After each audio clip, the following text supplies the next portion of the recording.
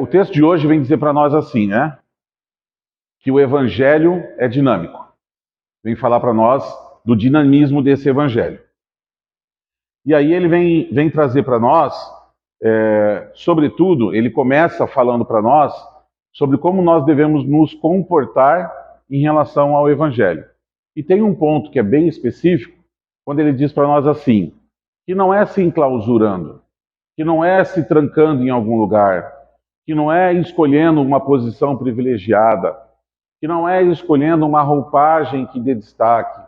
A gente sempre fala aqui, a gente já falou outras vezes, né? Quando eu lembro assim, Deus não está preocupado com a pompa, Deus não está preocupado com a forma como a gente fala com Ele. Tem muitas pessoas que têm dificuldade de conversar com Deus, têm dificuldade de orar, têm dificuldade de falar com Deus. Porque fala assim, mas Ricardo, como é que eu vou falar com Ele? Como é que eu vou trocar uma ideia com Deus? Ele é Deus, né? E eu sou só o Ricardo. Como é que eu vou falar com Ele? Tem que falar de um jeito simples, tem que falar do jeito acessível, do jeito que você sabe falar, né? Sem invencionismos. A gente, às vezes, se depara com situações em que as pessoas estão fazendo orações tão rebuscadas para parecer que a oração ela é tão importante, que ela é tão maravilhosa, que às vezes a oração está vazia, né? A oração ela não tem nada ali dentro dela.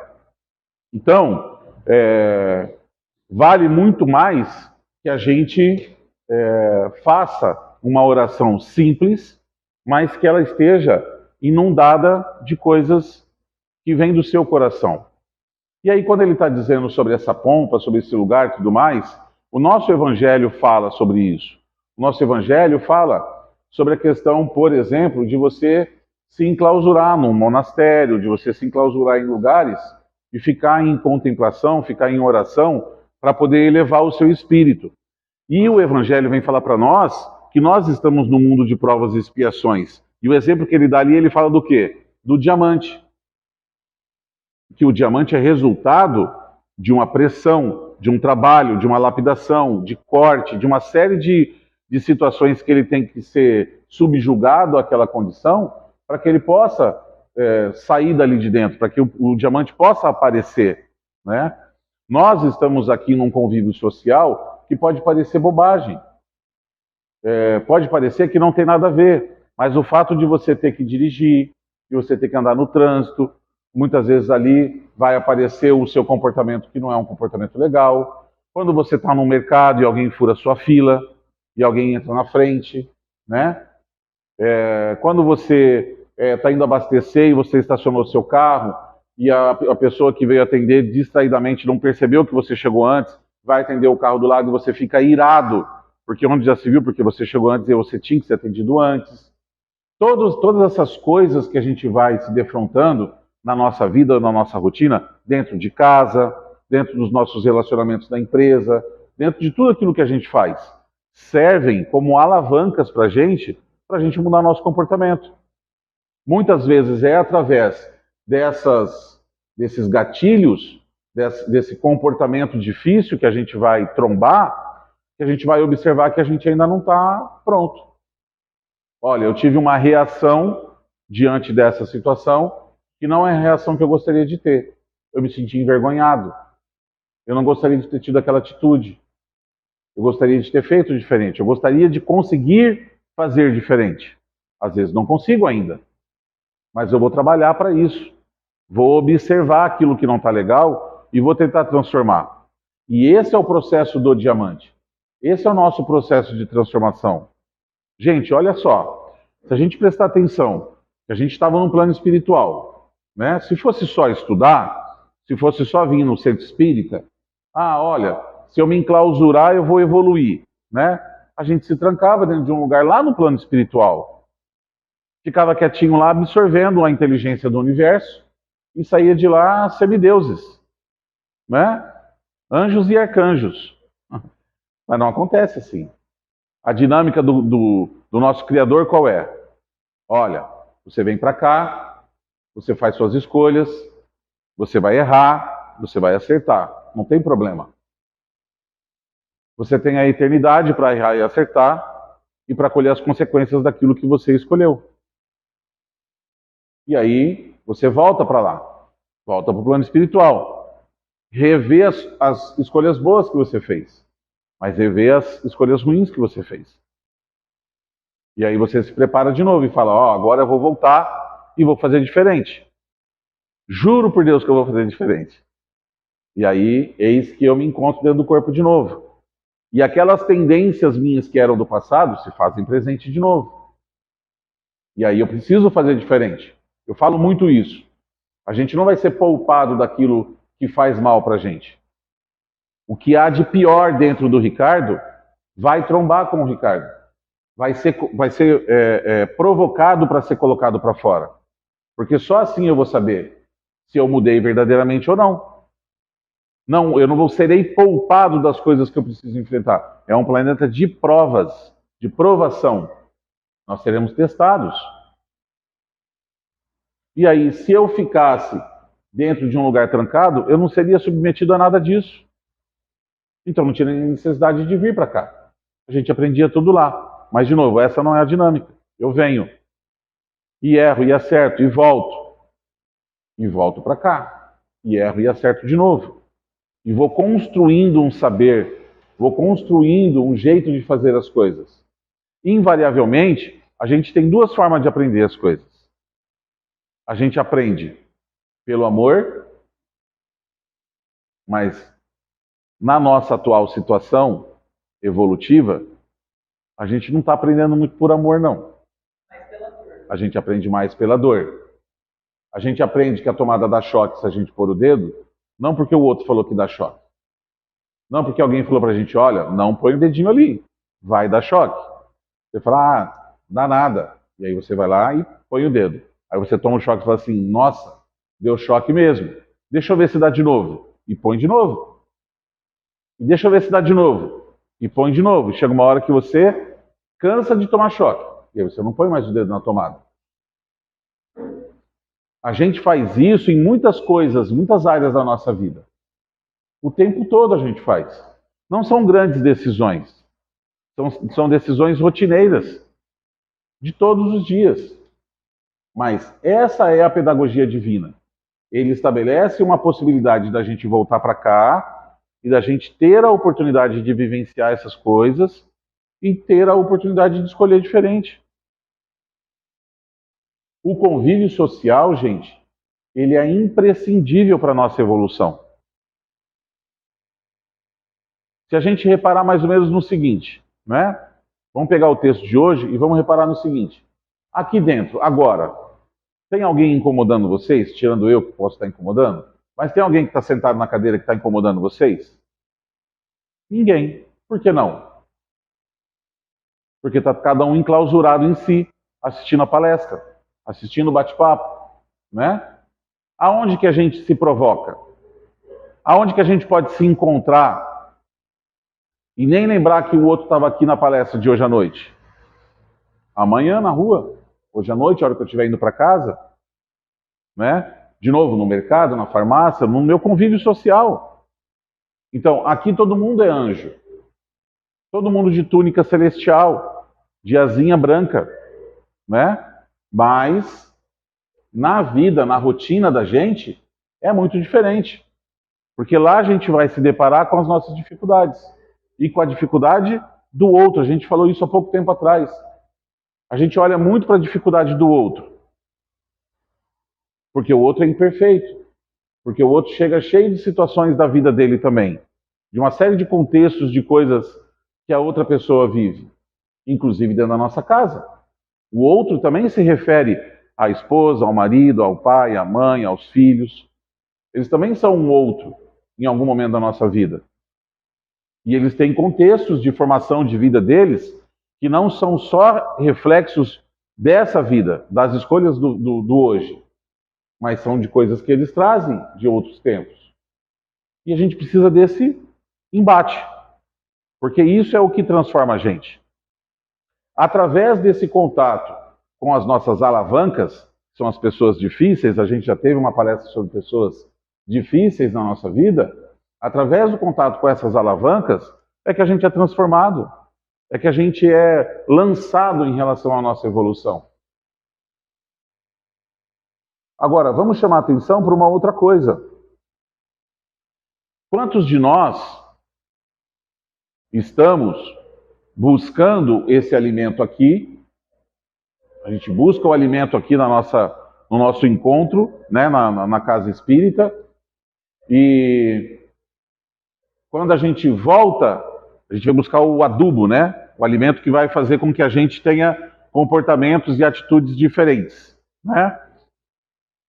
Mas quantas vezes na nossa vida, quando a gente volta para lá, que é hora de colocar o que nós estudamos, o que nós aprendemos em prática, a gente esquece de tudo. Quantas vezes eu olho para aquela pessoa que às vezes está sendo o problema da situação, né, sempre olhando para o outro como um problema e nunca olhando para mim como um problema, na maioria das vezes eu sou o problema, né? Eu estou olhando para o outro como sendo o problema e não estou aplicando aquilo que eu vim buscar, aquela informação que eu vim buscar aqui na Casa Espírita. A palestra que eu assisti no YouTube, o livro que eu li, todo aquele insumo de informações boas que eu estou colocando para dentro de mim, para transformar a minha forma de fazer, para eu não reagir mais diante das coisas, na hora que eu trombo com a pessoa, o que eu faço? Eu esqueço de tudo isso. Eu deixo o Ricardo de Neandertal, do Homem das Cavernas, tomar conta da situação. Escuta, mas não é para isso que eu estou aqui? Não é para tentar controlar esse monstrinho? Não é para tentar ter uma atitude diferente? Não é para tentar reagir de um jeito diferente sobre o erro das pessoas? Como pode todo mundo que está em volta de mim errar tanto e eu nunca errar? Tem alguma coisa estranha nisso. Todo mundo que está em volta de mim falha e eu nunca erro? Eu estou sempre certo? Será que o problema não sou eu? Que estou vendo todo mundo errando? E todo mundo está olhando para mim e pensando assim, nossa, o Ricardo não aprende, né? A gente precisa ter essas avaliações, a gente precisa olhar para tudo isso. Só que a grande oportunidade que Jesus dá para nós, e nisso ele foi o maior de todos os exemplos, e o texto vem falar isso para nós, o Emmanuel cita isso para nós, é da dedicação dele. Gente, da entrega do servir, do ajudar. Qual que é o meu problema que eu estou enfrentando hoje? Pensa no seu problema. Seja ele qual for, independente do tamanho dele, independente se for financeiro, se for de relacionamento, se for de trabalho, se for do que for, ou se for todos eles ao mesmo tempo, né? Eu já vi gente dando risada, então deve ser todos eles juntos ao mesmo tempo, tudo somado, né? Independente do que for, quando você faz o exercício para a sua vida, mas Ricardo, eu não tenho tempo de parar minha vida, então continua. Isso aí. Acabou o assunto.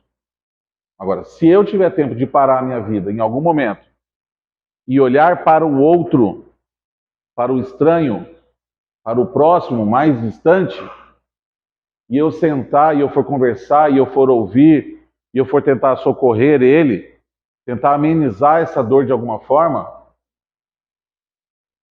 é inevitável que no final você descubra que o seu problema não tem aquele tamanho todo que ele tinha. Ele ainda é um problema, mas ele não tem aquela aparência que ele tinha antes. Ele não tem aquela importância que ele tinha antes. Ele vai diminuir. Inevitavelmente ele vai diminuir. Porque você vai ter base de referência. E, gente, tem muitas dores no mundo. Tem muita gente precisando de muita ajuda. Tem uma frase que diz assim, que o problema da gente é do tamanho que a gente dá para ele. Às vezes vai chegar uma pessoa aqui, eu brinco da unha encravada, mas unha encravada é um assunto bem sério, tá? Mas às vezes a pessoa tem uma unhazinha encravada e parece que o mundo vai cair. Só que para aquela pessoa, nós não podemos julgar. Porque para aquela pessoa, aquela é a maior dor do mundo. E eu não posso tratar com menosprezo. Eu não posso tratar isso de uma outra forma que não seja com a atenção que ela precisa e merece. Chega uma outra pessoa aqui com um câncer, com uma doença grave, com alguma coisa mais séria, que perdeu um filho, que é alguma coisa assim, e às vezes a pessoa está encarando de uma forma muito mais sutil aquela dor que ela está vivendo. Mas ela ainda assim tem uma dor. E a dor dela é do tamanho que ela dá para ela. E aí eu tenho condições de estender a mão de socorrer. Então o que ele está dizendo para nós é que o Evangelho é dinâmico. O Evangelho é na ação. Vocês ouviram dizer que Jesus parou para escrever o Evangelho? Ele não escreveu uma única letra, nenhuma linha. Eu brinco de dizer que Jesus, ele parou para escrever quando trouxeram a mulher adúltera para ele, né? E aí estava todo mundo enlouquecido que queria apedrejar ela. E aí ele chega e eles começam a contar a história para Jesus. Qual que é a atitude de Jesus? Jesus ajoelha no chão e começa a desenhar na areia. Olha que preocupado que ele está com o assunto que estão trazendo para ele. Né? Olha, ela é uma adúltera, nós temos que apedrejar ela. Ele está lá desenhando na areia, espera todo mundo terminar de falar. A hora que todo mundo termina de falar, ele levanta e fala assim: quem não tem pecado pode atirar a primeira pedra. Ele não disse que não. Ele falou: se qualquer um de vocês aí estiver límpido e cristalino, top da galáxia, pode sentar a pedra na moça. Quem tacou a pedra? Ninguém. Ele ajoelha, né? Continua desenhando, e eles vão saindo, cada um para um canto. E aí depois ele levanta a cabeça, olha para a moça e fala assim: ô moça, eles não tacaram pedra? Não. Então, se eles não tacaram pedra, eu também não vou tacar. Você pode... Lógico que não foi com essas palavras, né? Mas foi mais ou menos isso que ele disse.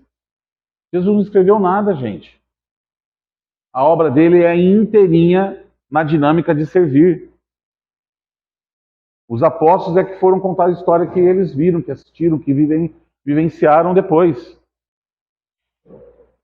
Mas Jesus não perdeu o tempo escrevendo. Ele só agiu. Ele só fez, ele só ajudou. E aí muitas vezes eu acho que eu vou encontrar com esse Jesus dedicado só aos estudos. Eu acho que eu vou encontrar com esse Jesus nos livros.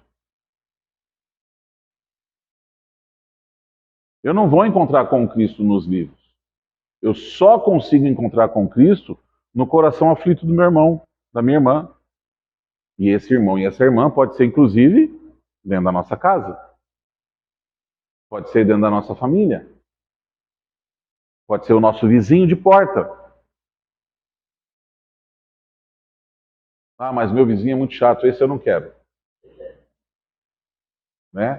Pode ser aquele colega de trabalho que está sempre mal-humorado. Né? A gente tem a possibilidade de servir, de fazer o tempo todo. Só que a gente está procurando a oportunidade. Não, eu quero que Deus me mostre a minha oportunidade de fazer e de servir. Não estou prestando atenção, não estou encontrando, não vou achar. O Evangelho é dinâmico, é nas relações sociais, é através das nossas atitudes, é a gente fazendo todos os dias. Tem uma frase que diz assim: convença as pessoas sobre o Evangelho de Jesus. E se for preciso no final, você pode usar as palavras. Não é através das palavras. Não é falando. Não é lendo. Esse não é o caminho. A nossa transformação, ela passa por atitude. A gente precisa despertar para isso. Não faz sentido. Essa casa, ela surge no momento em que a pandemia estava começando, todos os centros estavam fechando, todos os lugares estavam fechando, e as pessoas resolveram abrir a casa porque era o momento que mais estava morrendo gente no mundo. E as pessoas precisavam ter um lugar para ser acolhidas. Né? Tem uma das pessoas, inclusive, que quando estava abrindo a casa, uma das pessoas que falava assim: não, mas Deus vai proteger a gente não vai pegar e não vai morrer. Ele falou: se Deus quiser, não vai. Porque era um pânico. Vocês lembram disso? Foi agora. Mas é ação, gente. Não é se esconder, não é se proteger, não é, ah, mas eu tenho desculpa por isso, ah, mas eu tenho compromissos, eu tenho obrigações, ah, mas eu não gosto daquela casa espírita, ah, mas eu não gosto de tal lugar. Eu não gosto do fulano que vai lá na casa espírita. Não vai no mesmo dia que ele.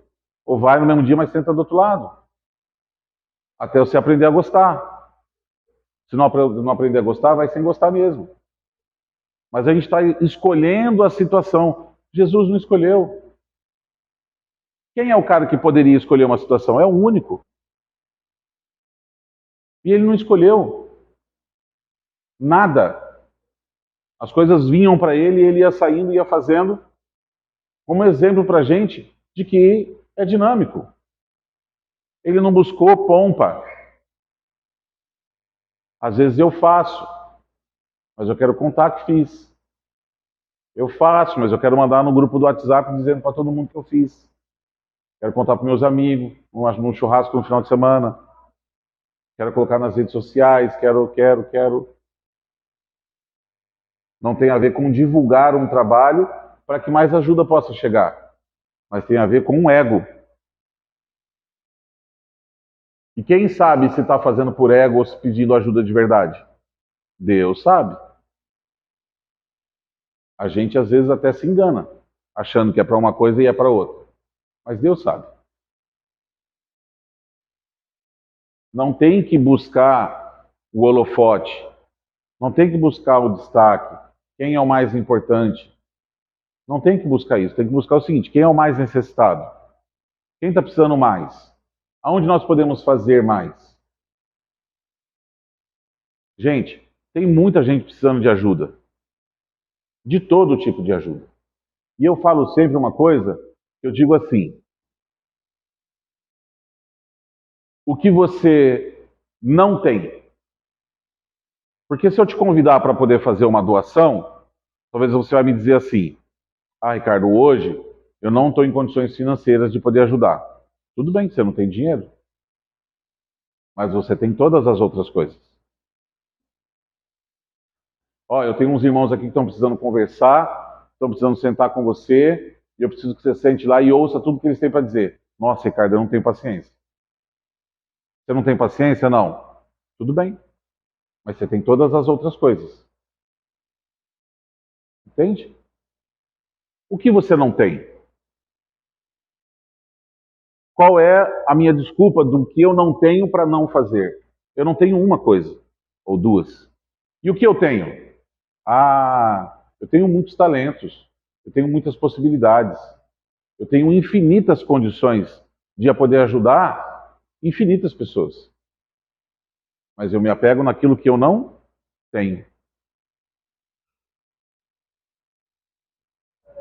Eu preciso me apegar no que eu tenho, porque todos nós somos ricos de tudo aquilo que nós temos para oferecer. E, gente, a gente tem muita coisa para oferecer. E a gente só se dá conta de tudo que a gente tem para oferecer quando você chega sem nada na frente de uma pessoa e entende que ela tem menos que você. E você sai daquela conversa que você chegou não tendo nada e sai daquela conversa tendo tudo. E foi você que foi para atender ela. Ela era necessitada. E você sai dessa conversa descobrindo que você era o necessitado. Só através de troca social, só através de relacionamento, só através de convívio com pessoas boas e pessoas difíceis. Só através de relacionamento, gente. Não é enclausurado, de novo. E o que a gente faz com isso? A gente presta mais atenção nas mínimas possibilidades. Vocês vão ter muitas possibilidades de fazer o bem se vocês estiverem prestando nisso amanhã. Estiverem prestando atenção nisso amanhã. Acorda amanhã cedo, lembra dessa nossa conversa e sai durante o teu dia procurando um jeito de ser útil. Vocês vão cansar, mas não é cansar de procurar. Vocês vão cansar de fazer as coisas para os outros. Vai chegar uma hora que você vai parar no teu dia e falar assim: será que já está bom esse tanto que eu fiz? Que eu já estou cansado. Eu não quero fazer mais. Não gostei dessa brincadeira. Por quê? Porque tem gente precisando da tua ajuda o tempo todo, o dia inteiro, em todos os lugares. É lógico que você precisa né? Você ainda tem o trabalho, você tem família, você tem um monte de coisa para poder fazer. Nós não somos o Cristo. Nós também precisamos ter esse entendimento. Mas a gente vai encontrar muitas possibilidades de poder fazer. Então a gente precisa olhar para isso, sabendo que esses pedidos de socorro não chegam até nós por obra do acaso, sem a um. Não é por obra do acaso, porque a gente não acredita na existência do acaso. Todas as coisas são muito pensadas, muito cuidadas, todas muito bem planejadas e até manipuladas pela espiritualidade para que aconteçam como acontecem. Né? Então, quando a oportunidade chega na sua frente, não foi, será que é? Mas será que Deus está querendo dizer alguma coisa para mim? Será que essa pessoa é para eu ajudar mesmo? Não, acho que não. Acho que eu vou esperar um sinal. Daí sai um trovão no céu. Você fala, nossa, parece que vai chover. Né?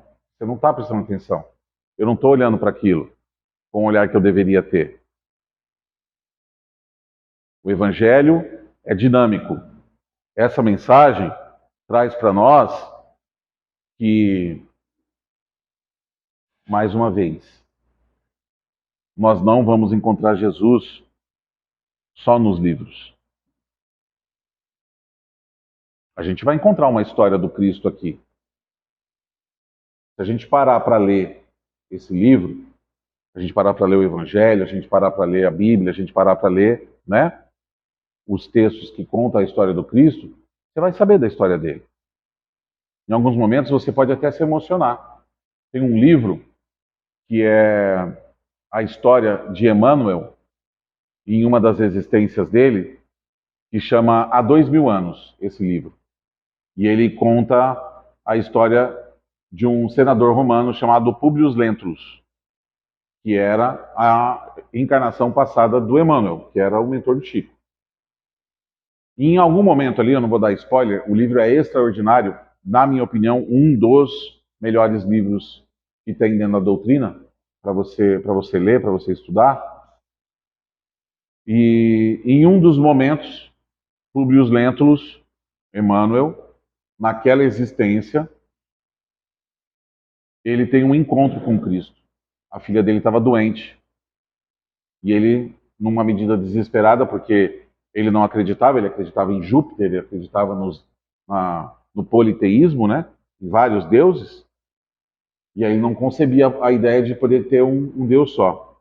E aí ele sai, mesmo não acreditando nessa possibilidade, sabendo de todas as curas que o Cristo fez, ele sai e ele vai encontrar com Cristo. E aí tem a descrição dele falando de Jesus e o que ele sente ao encontrar Jesus e como ele vê Jesus. Posso apostar com qualquer um de vocês, se vocês quiserem, mas daí tem que ler o livro inteiro até chegar nessa parte que é para entrar no clima, né? Posso apostar com qualquer um de vocês que todos vocês vão chorar. Todo mundo vai chorar. A descrição desse encontro é uma coisa que abala as estruturas da gente. Então você vai encontrar essa história, ele contando do encontro dele com Jesus. Mas não significa que esse é o teu encontro com Jesus. É a narração do encontro dele. E você vai se emocionar, e você vai se sentir muito bem, e tudo mais. Mas o meu encontro com Jesus não vai ser possível ser no livro. Porque o Publius Lentulus, ele esteve com o Cristo. E ele desperdiçou a oportunidade. Imagina você ter um encontro com o Cristo e você desperdiçar essa oportunidade? Pois é. Quantos de nós pode ter passado por isso? E sequer se deu conta que passou? Então, esse encontro não vai acontecer no papel. Ele vai acontecer aonde? Na hora que eu encontrar o Cristo na minha ação do bem. Na hora que eu estiver fazendo as coisas, eu estiver inspirado e eu sentir a espiritualidade à minha volta, e eu me emocionar, e eu, às vezes, chorar, me arrepiar, eu me sensibilizar, E aí eu vou encontrar com esse cara. Então, é na ação, não são nas páginas dos livros. Nas páginas dos livros nós vamos ter uma descrição dele. Nós vamos ouvir história de pessoas que encontraram com ele. Mas nós não teremos esse encontro com Jesus lendo. É agindo, é fazendo, é mão na massa. E aí você vai ter muitos encontros. Você vai ter muitas oportunidades de encontro com ele. Você vai ter muitas oportunidades. Você vai ter muitas oportunidades em que você vai sentir um fragmento, uma energia muito pequenininha do que deve ser de verdade a energia do Cristo. Mas que você vai sentir isso. E isso abala a nossa vida. Isso mexe com a tua estrutura. Isso faz você mudar o seu viver. Todo mundo quer encontrar Jesus? Todo mundo. Quem não quer encontrar Jesus, levanta a mão. Ah, bom. Ainda bem que ninguém levantou. Todo mundo quer encontrar Jesus. Mas como eu quero encontrar? O que eu estou fazendo? Lembra da passagem bíblica? Toda árvore será reconhecida pelos seus frutos. São as nossas atitudes. É a ação. Eu não quero me estender mais, mas eu queria fazer um convite para vocês. Que a gente possa amanhã sair, não precisa ser o dia inteiro, no momento que você estiver na rua. Se você ficar na parte da manhã em casa, amanhã é feriado, se você ficar na parte da manhã em casa, tudo bem, mas no momento que você sair para a rua, saia procurando a oportunidade de poder fazer alguma coisa por alguém. Só dá uma pescoçada, dá uma tentada. E aí depois você chega à sua conclusão, se é real ou se não é real. Se você vai encontrar ou não vai. A espiritualidade diz para nós que basta que a gente esteja predisposto a isso. Eles vão colocar a gente no nosso caminho. Vamos fazer essa experiência amanhã para que a gente possa ter esse encontro. Amém?